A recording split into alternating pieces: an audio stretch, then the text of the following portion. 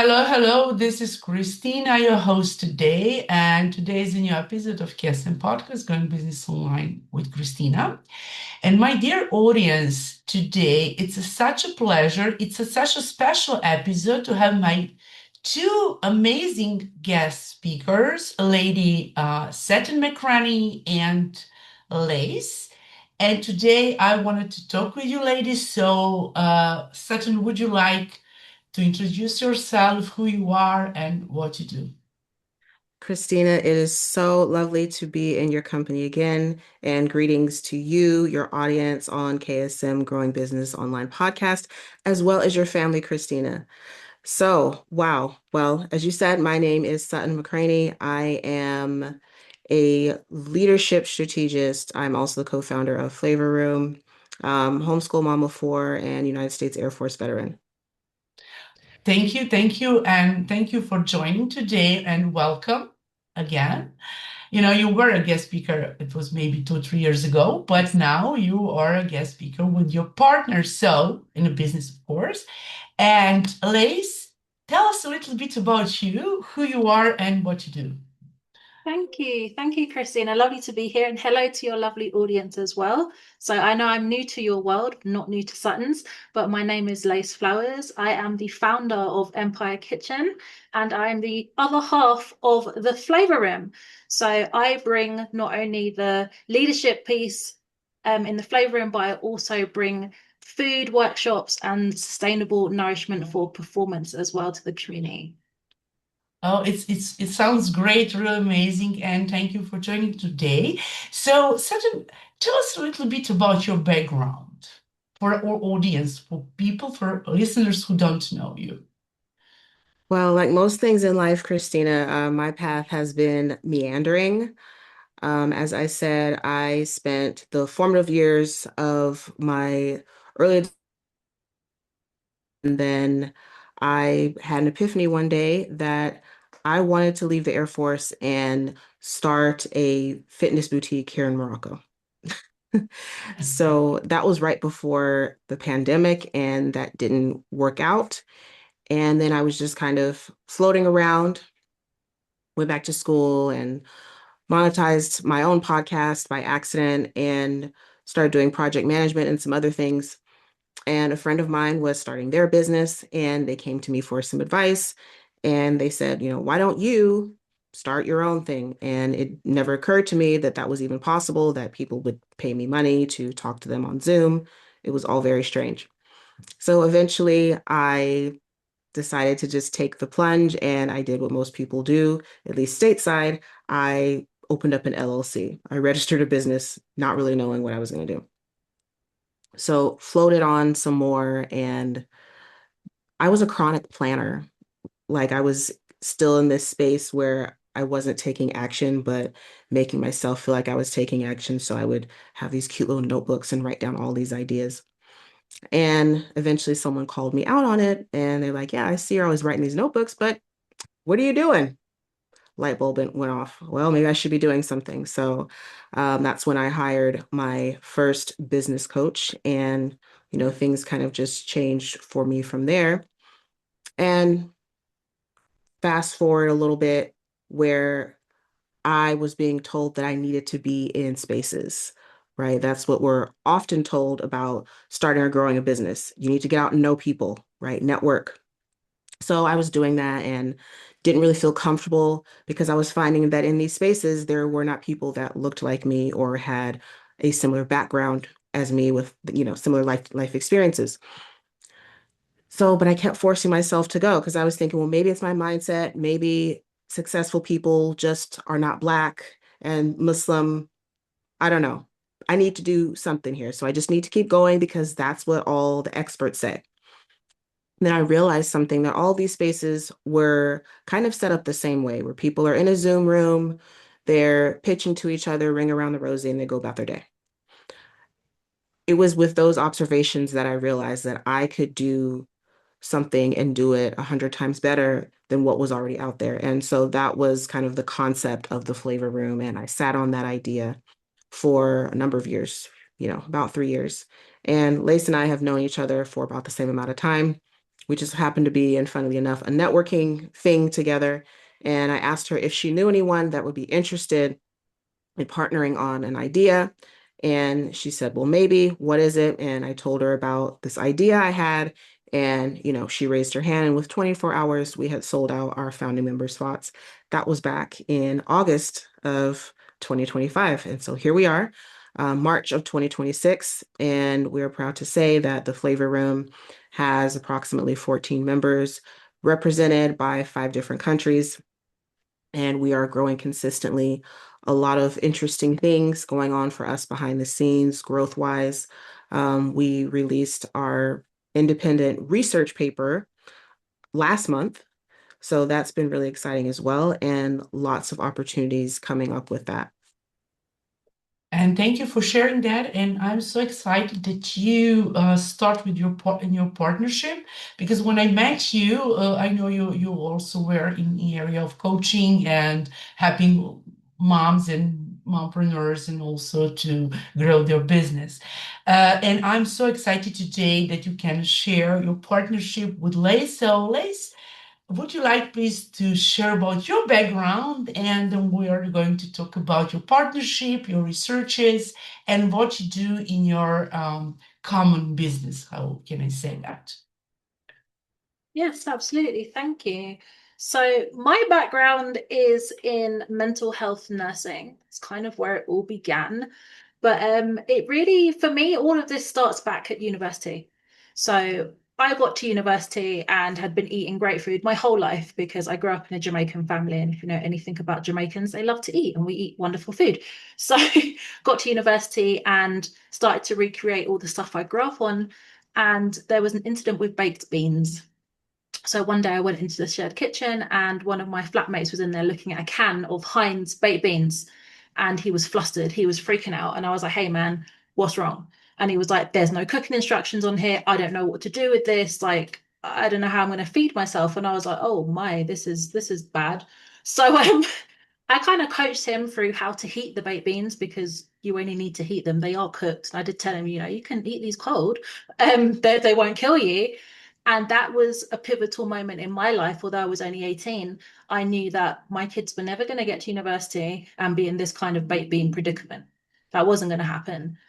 Fast forward a couple of years, my first child was born. And when my first child was 2, smack them straight into the kitchen. Off you go. We're going to start cooking because baked bean boy was still in my mind and I wanted to keep that promise. So just started cooking. I had no idea at that point this would eventually turn into a business of my own. I just knew I needed my kids to be able to cook. 18 years later, my first child has now grown up, is almost an adult themselves, and can cook. And not only can they cook and provide for themselves, but it gave some kind of entrepreneurial skills, some kind of resilience and ability in other places that I just didn't know was going to come from simply being in the kitchen. We're talking about brand deals, huge audiences on Instagram, modeling contracts, all of the things that have come from stepping into those CEO kind of skills from being a child and what came from the kitchen and then moving into the entrepreneurship. So that was amazing. And then I threw myself into online because I'd always known I didn't want to have the life that, well, my family prescribed for me essentially. Go out, get a stable job, do essentially what they were doing. Not that there's anything wrong with that. I just knew it wasn't for me. And I didn't have a clue what I was doing online either. I just knew I want to be location independent. I want to make my own money and I want to enjoy what I do. So I did lots of things over the years, many, many things. And eventually I left the UK where I was born and decided I'm going to go build a life somewhere in Central or South America because, hey, that's what you do, right? So went off into the wilderness, not speaking any Spanish, not knowing anybody, and thought this is the best idea I've ever had in my life. And I didn't go with any savings, nothing. I was just like, I have an online business now, launched that, made some money, was like, off I go, I'll figure it out along the way. Traveled through Mexico, Guatemala, Dominican Republic, and now Colombia. And in that time, I got really sick, really, really, really sick. I was on death's door. And Sutton was there with me at this time. She didn't know I was dying. I knew I was dying. And Sutton was there supporting me through leading myself through some very, very difficult times with clients as my entire business as a technical VA just completely collapsed around me. I lost everything. And I was like, oh, built from zero once, I can do it again. And that was when I really got a grand education in the sort of dark side of online business, if you like. The really poor sort of attitude, the lack of ethics, the racial bias, and all of that stuff really came up for me at that time. And I wanted to talk about it. I wanted to bring these issues to the surface. But when I did, I was told to be quiet. Don't talk about that stuff. Sweep it under the carpet. Don't bite the hand that feeds you. And this was other entrepreneurs of color telling me this, to essentially be quiet and just, go along to get along. So when Sutton slid into my DMs on the 7th of August 2025 and said, hey, I've got this idea. And I said, well, what is it? And she told me, I was like, oh my gosh, I feel like finally not only will we be able to build a table for people like myself and Sutton who have been there, who have had these lived experiences, but we'll also be able to build the solution to it. So of course I raised my hand, and here we are now talking to you. So that's a bit about where I came from and how I ended up being the co-founder of the Flavor Room. Congratulations, and I'm really excited to have to know about you, that you are in your partnership. So, Sutton, would you like to share with us about, as Lace said, how idea was born, and also what is the core of Flavor Room, just for audience to get to know more about your business, about your company, what you do, agency company. Sorry, maybe I didn't say it quite now. What is the foundation, but just about your business. Thank you for asking, Kristina. So the foundation for the Flavor Room, it really came from a place of lived experience and observation for both myself and Lace. As I said in the beginning, I had this idea in my mind of what I wanted it to look like. And quite naturally, as happens when we have visions, it evolves, when you start actually doing the thing. And the bottom line for us, Kristina, is standards. We have found, again, through the lived experience and observations, particularly when it comes to the online business space, it's essentially like the wild, wild west. People are just kind of shooting from the hip and just doing whatever, right? Kind of making things up as they go along. And there's a lot of people that get hurt and fall in the cracks with all of that. So that's part of it. As I said, the standards. And then the other piece of that is following through, right? Having those standards and following through with them and creating something that does not exists now because we're doing it, but does not exist largely in the online business space or broader, because what we do is very unique. We are not solely networking, although networking does happen with our ecosystem, the Flavor Room, which I will explain in a minute what we mean by ecosystem. Also, we are not a mastermind exclusively, although masterminding does happen. We are not exclusively a community, although community building does happen. All of these things happen within the Flavor Room organically because we have standards in place, because we are invite only, meaning not everyone gets through the door, right? Because we have standards in place, that means that people who come knocking on our door have to be able to meet that standard. And we are an ecosystem, as I said, because what we do is mutually beneficial. It benefits the ecosystem, it benefits the Flavor Room as a whole, but it also benefits those inside the Flavor Room. So what you find often in the online business space, and quite frankly, in general, is that it's transactional. You give me your money, Kristina, you can come in and you can play in my sandbox. And you benefit from just being in my sandbox. But what we're doing is different, because we're saying you come into the space And there are opportunities waiting for you within the space. There are opportunities for you to challenge yourself with leadership and elevate that leadership in the ways that you want to grow your business and other aspects of your personal and professional development. We are also saying there are opportunities for you to become visible, not just some cute little posts on social media that no one will read. We're talking about real visibility with decision makers and people who are ready to buy from you and ready to listen to what you have to say. We are also talking about high level conversations that are stimulating to high level leaders, right? That is something that we've found often in the conversations that we've had with founders and CEOs of color specifically, is that it's very lonely And because when you mention standards, can you Mhm. share with us? You have maybe a list of them. Like, can you Yes, share with us only one? If you can share with us, um, what will be if you can share in this podcast, in this episode today? yes, One, one yes. like no, let's say checklist, but one standards what people need to have that they can come on your door. Yes. So those are just some of the things that our members can look towards when they are inside of the flavor room, when it comes to it being mutually beneficial and not just, as I said, you pay me and come play in the sandbox. So when it comes to standards, one of those is accountability, right? That you are selling what you say that you're selling. Yeah, that's so true. Yeah, Yeah. absolutely great. Yeah, That's and again, it's across the board. It's not something we don't have these standards just to say that we have them.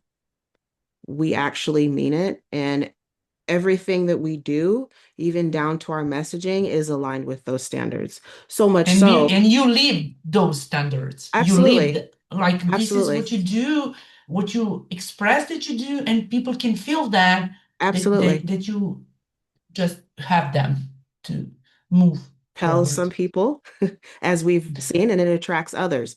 And with that, those standards, the legit business standards framework, that came from our research.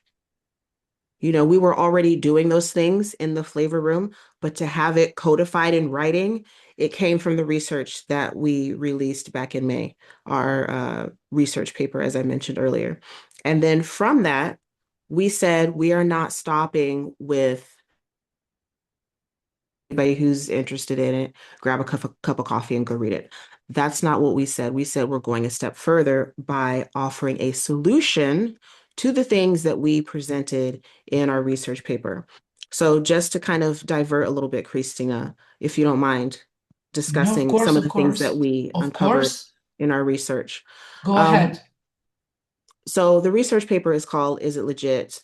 Redefining Leadership, Equity, and Influence in the Online Business Space."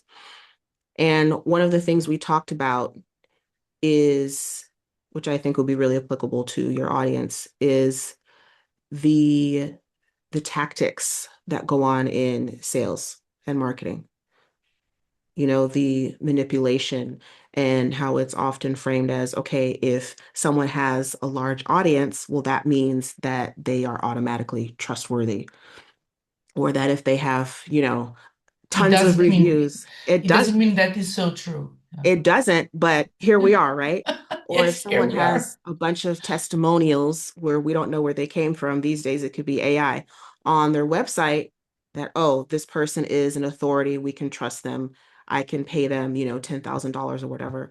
Or on the other end, when it comes to digging into people's desperation and using that as emotional leverage when it comes to marketing and sales. And so these are some of the things that you and I know, and I'm sure your audience can attest to as well, things that happen that business owners who are in the online business space talk about all the time, but no one ever comes out publicly and says, okay, this is what it is, right?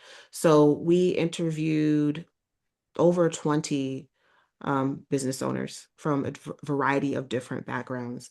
And that was one of the things that came up, was the misalignment with sales and marketing, where they may say, oh, we're open to all women. We want to empower all women, come join our space. It's healing, it's beautiful and everything. And then it's like, okay, well, wait a minute. What kind of women? Because when I go inside, it's all white women. Nothing wrong with that. But if you're saying it's open to all women, why is it that it's not more diverse and inclusive if you're saying that's what it is? Or if you're saying that, oh, I'm here to help people, sign their first 5 clients. Well, why do you have pictures on your website of champagne and you're in a bathtub with, $100 bills? That's not really going to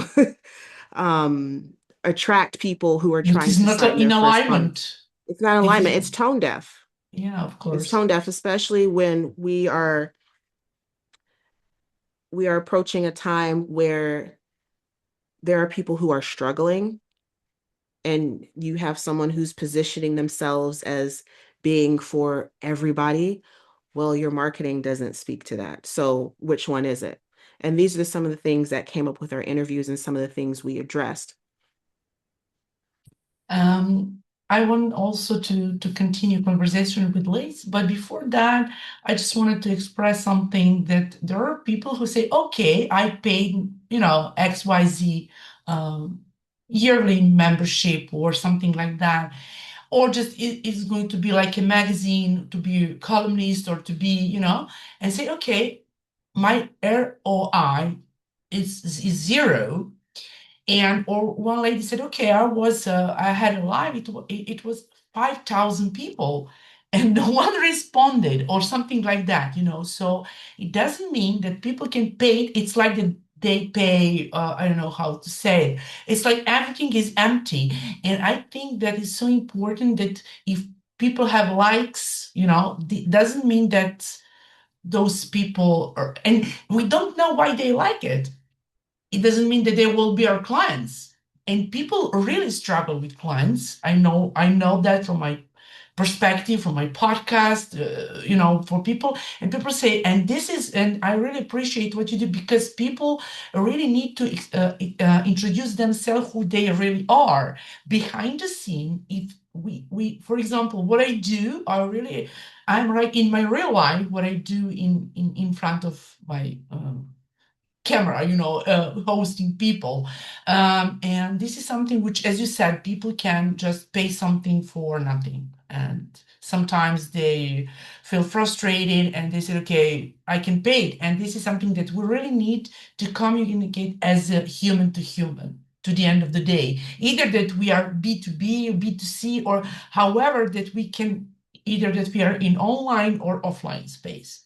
So that's pretty interesting, and people really struggle with clients, to be honest, and pay for something which they don't have nothing for, vice versa, to get back on track. So, Liz, what is your experience in your researching in Flavor Room, about the Flavor Room and what you do? Well, I was responsible for the piece about the hidden systems to success, or the hidden systems that end up being someone's demise, essentially. And these are the things that people will generally say it's a mindset issue. It's just in your head. None of these things are really even looked at quite often. If it's not a mindset issue, it's just not an issue, because no one considers them at all. So these things include things like food security, access to good nourishment, the ability to be able to actually nourish yourself, i.e. cook, family dynamics, and that includes care and the labor of care, whether that's childcare, whether that's elder care, whether that's sibling care, whatever that care looks like. These things are generally not spoken about or even mentioned. They're just, oh, just put grandma in a care home, just pay for someone to look after your kids. And not everybody not either has access to be able to do that, or it's not in their culture. And this is something that's really important. It's not in everyone's culture to just put grandma or granddad, whoever it is, into care. In lots of families, in especially in my culture, I know it's in Asian culture as well, we look after our elders. They often stay at home for a lot longer, but these things are not really considered. And we're also talking about financial cushioning. Oh, just dip into your savings, get out your credit card and pay for whatever it is that you need to do. Not everybody has that. And even if they do, not everybody wants that. That is not aligned with every belief, religion, or again, culture. And these are things that I looked into. And they're things that really affect entrepreneurs, founders, CEOs, because they can be things that cause people to exit from their industry, exit from their business, or look like they're being ropey. They're being a bit inconsistent. And it's not because they want to be, it's not because they're inconsistent, useless people, and it's not because they couldn't stand the test of time or whatever that was. It's because they are genuinely things that are going on in people's families, because whether that's an economic thing, whether that's having access, whether that's having the skills, or whether that's coming from culture or belief, why people cannot or will not go down certain routes or take certain actions. So they end up, like I said, leaving the industry, pulling back a little bit, or whatever that looks like for them. But it's often perceived on the outside as, oh, it's just a mindset thing. Your mind's just not in the right place. Go do the work. Well, go take out a credit card. What's wrong with that? And yeah, these are things that are very, very hidden and play a huge part in people's success. And nobody addresses it. So that's part of what I looked at. And there was a lot of things that came up around psychological safety and the lack of it, not being able to bring up issues in a safe way without then that person then turning it around and blaming them for their mindset issues, essentially. So yeah, it was very interesting indeed. And these are things that play a massive, massive part in why people are or are not successful. And I think it needs looking at from a broader perspective, because this doesn't go into people's marketing. It's not included in contracts or how people relate to each other, essentially. And I think that's a huge gap.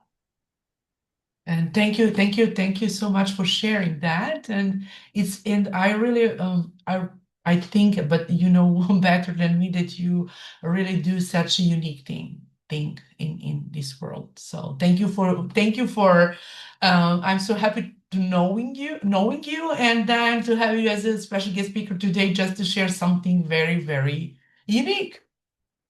Thank you Um, so much. that's great. And such, would you like also to you mentioned about researching, but also what when someone come on your door and approve all those standards, what would you do also? I think you mentioned about some kind of certification or something like that. Just if you wanted to share about it, or have also add something before we dive into certification and also about flavor room. We can touch on the certification. So the certification is the legit certification for impact-driven businesses, and that is our answer to the issues we uncovered and addressed in our research paper. So as I said earlier, instead of just saying, oh, here's these problems, you know, that's all of it. No, we took it a step further and said, here's our answer, here is the solution. And this is an 8-week certification. It's a real certification. It's not where you just click through some slides and you're approved. It is rigorous in that it has a capstone at the end, meaning that there is a project that businesses must complete to show their competency with these standards and that they are now applying these standards to their business. And it looks like a real exam, not just to go and click it on. You need Exactly. to be to focus on that and Yes. really learn. And Mm-hmm. also because I'm thinking aloud. So Yeah, that's that's exactly pretty it. good. Yeah. Yeah, you got to And produce the goods. You got to produce the And tell me, do you have, when people wanted to, do you have your website or how people connect with you and to get to know more about also people will, my audience of KSM Podcast, when Business Only with Christina also will have chance to listen to this episode, but also how do you connect with people just to get to know about more about Flavor Room and what Flavor Room does? Sure. We have our website, our beautiful website, don't we, Sutton? www.theflavor.biz. So you can go there and you can read the research. We have an interactive, summarized version of the research. And if you're like, hey, I want the full shebang, you only have to send us an email and we will send you the full paper for you to dive into. So you've got the website, you can connect with myself and Sutton on LinkedIn. Our names are our names. So just look us up and we'd be more than happy to connect with you. Yeah, and we'll put all information, your website, domain, and also your LinkedIn, that where people can connect with you also. And when people go to do they find that option as also, do they need only to connect before, or they can sign up, just fill out some form and you get an email that someone wanted to connect with you about that, um, to be your, how can I say, I don't want to say participant, but just to be, or just they need to connect with you on LinkedIn. To join the Flavor Room. Yeah, about the Flavor Room, yes. To So apply for that, to about those standards, or they need to go to with you before they apply, and after that to connect with you on online, on so like we an have info a session call or call. however. Yeah, so we have a Flavor Connection call, and the link for that is available on our homepage. And they can definitely go book that call to inquire about the Flavor Room, see if it's a right fit for them and a right fit for the Flavor Room. But also, if the Flavor Room is not a fit, there are other options as well that we have. We do have the certification if that's more fit for that person and other things. So yeah. And if you wanted to know, my dear audience, about more about Flavor Room, you can go there. You can go on the website, flavorroom.biz, and you can get all information, because I don't want to talk about now, you have membership or something like that. Everything what you wanted to know, you can find on the website and connect with amazing Sutton and Lace. Absolutely. Thank you, Kristina. And we also have our Yes. podcast. We also have the Fully Flavored Business Podcast.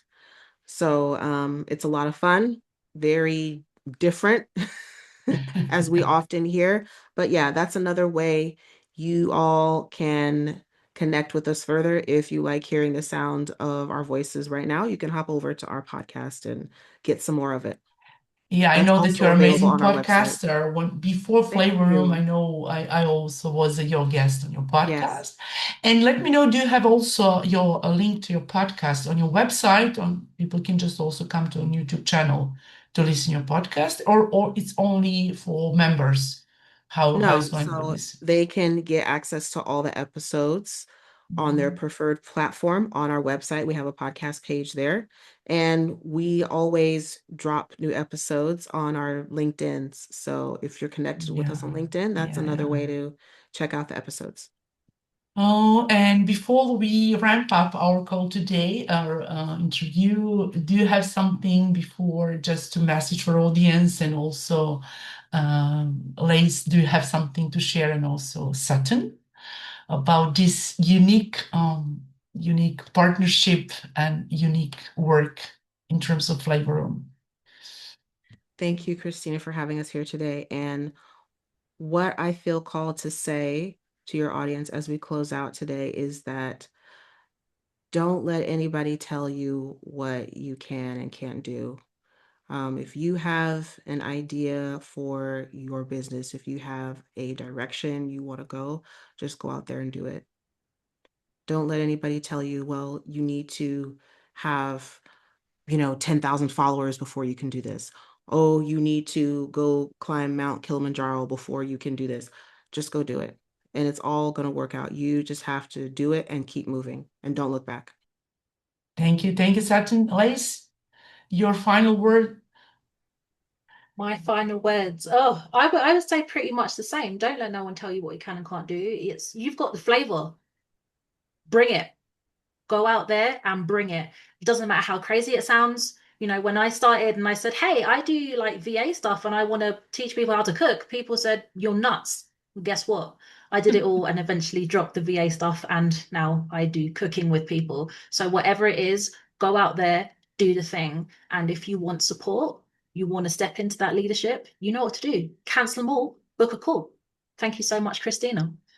Thank you so much, Sachin. Thank you so much, Lace, and your audience. We just have had amazing episode today with amazing ladies, Sutton and Lace from Flavor Room. I think that this episode will be so useful for you to get to know new things in our world. And thank you, ladies, again, and see you very, very soon in our new episode. And have a lovely day, and bye for now. Thank you.